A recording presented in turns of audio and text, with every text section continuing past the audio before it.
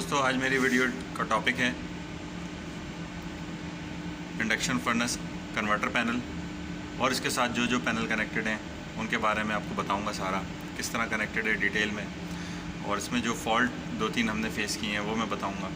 अच्छा, तो स्टार्ट करते हैं वीडियो को। पहला फॉल्ट जो हमने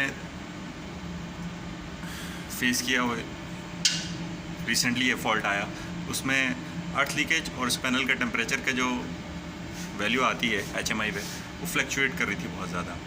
तो हमने ये ग्राउंड लगाया इसका, तो उसके बाद ये फ्लक्चुएशन ख़त्म हुई। ढूंढते रहे, लेकिन तकरीबन हमें 15-20 दिन लगे इस फॉल्ट ढूंढने में, लेकिन एट दी एंड हमें पता चला कि इस पावर सप्लाई में इस जगह से फॉल्ट आ रहा था। ये पावर सप्लाई को ग्राउंड किया, उसके बाद ये प्रॉब्लम हल हो गया। ये देखें, हमने उसका इंस्ट्रूमेंट ग्राउंड भी दिए। अच्छा, दूसरा फॉल्ट इसमें ये आया कि इसकी ये केबल है हाई वोल्टेज की, ये शॉर्ट हो गई थी ट्रे के अंदर, केबल ट्रे के अंदर, तो उसकी वजह से ये ट्रांसफार्मर, फीडबैक ट्रांसफार्मर है, ये जल गया था। तो ये हमने चेंज किया। तो 2 ये फॉल्ट है।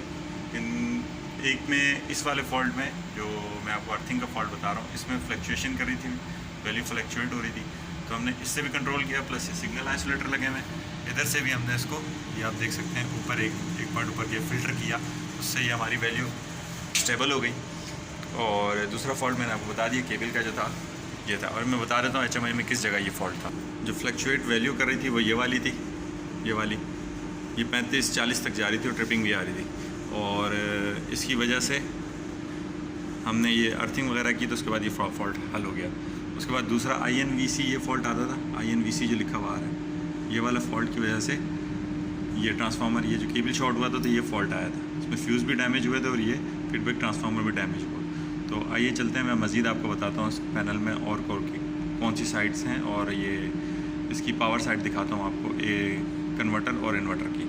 अच्छा, ये इसकी फर्स्ट कन्वर्टर है, 750 वोल्ट AC इन होते हैं, और उसके बाद ये कन्वर्टर पैनल है पूरा, इसमें ये चीज़ें लगी हुई हैं, आप देख सकते हैं। इलेक्ट्रोथर्म का डायफॉक सिस्टम है ये सारा, और बहुत ज़बरदस्त, बहुत बढ़िया, बहुत ज़बरदस्त चल रहा है ये, उसकी परफॉर्मेंस बहुत अच्छी है। ये पहला कन्वर्टर है, सेम एज ऐसे 3 और हैं, 4 इनपुट हैं इसकी, और फिर आउटपुट जो निकल रही है वो भी मैं आपको बताता हूँ। वो कन्वर्टर था, ये इन्वर्टर है। इन्वर्टर देखें किस तरीके से है, ये पूरा इन्वर्टर साइड है इसका। ये डायफॉक सिस्टम है इसका, 2019-20 में लगा है पाकिस्तान में। ये आप देख सकते हैं, ये इसकी IMDS पैनल से आ रही है। IMDS पैनल ये रहा। तो ये एक्चुअल में क्या कर रहा है, ये इसके जितने भी इन्वर्टर थैरिस्टर्स हैं उसकी मॉनिटरिंग के लिए सिस्टम लगा हुआ है, और इसका पैनल भी मैं आपको दिखाऊंगा IMDS का अंदर से। तो ये हमें, मतलब अगर कोई थैरिस्टर फॉल्टी हो जाता है तो हमें टाइमली पता चल जाता है, हमें सारे थैरिस्टर ढूंढने नहीं पड़ते, ये बता देता है कि मतलब एक्चुअल में फ़ॉल्ट है क्या, डिटेक्ट हो जाता है फ़ॉल्ट, मतलब ढूंढना नहीं पड़ता।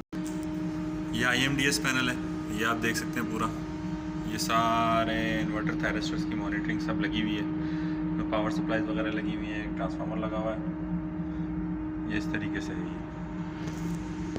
ये इसका PLC पैनल है, ये आप देख सकते हैं पूरा, इसमें ये रिलेज वगैरह लगी हुई हैं, ये कंट्रोल वायरिंग सारी आप देखें, बहुत बढ़िया काम हुआ हुआ है, बेहतरीन काम हुआ हुआ है। ये इस तरीके से सारा, ये सारे इसकी कम्युनिकेशन है। तो ये भी इसी का पैनल है। चलते हैं अब स्टार्टिंग पैनल की तरफ। ये स्टार्टिंग पैनल है, ये इस तरीके से, और इसमें कॉन्डक्टर वगैरह लगा हुआ है, कॉइल लगा हुआ है, रेक्टिफायर वगैरह, थैरिस्टर वगैरह लगा हुआ है एक, ये इस तरीके से रेजिस्टेंस वगैरह भी हैं इसमें। ये इसका स्टार्टिंग सर्किट है पूरा, कैपेसिटर्स वगैरह लगे हुए हैं, कैपेसिटर वगैरह लगे हुए हैं सारे, और ये इसकी केबल्स वगैरह जा रही हैं हाई वोल्टेज की, जो जाके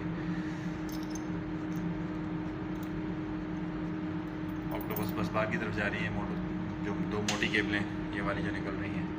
तो ये इस तरीके से। तो उम्मीद है कि आपको ये ओवरव्यू और जो मैंने फॉल्ट हमने फेस किए वो मैंने बताया, तो हो सकता है किसी को मदद मिल सकती हो, और बहुत नॉलेजफुल थी वीडियो सीखने के लिए। स्पेशली मेरे जो इंडियन भाई लोग हैं, उनके पास तो बहुत सारे ये लगे हुए होंगे, तो उनको भी इन फॉल्ट से ज़्यादा फ़ायदा होगा। तो अगर वीडियो अच्छी लगे तो लाइक कीजिएगा।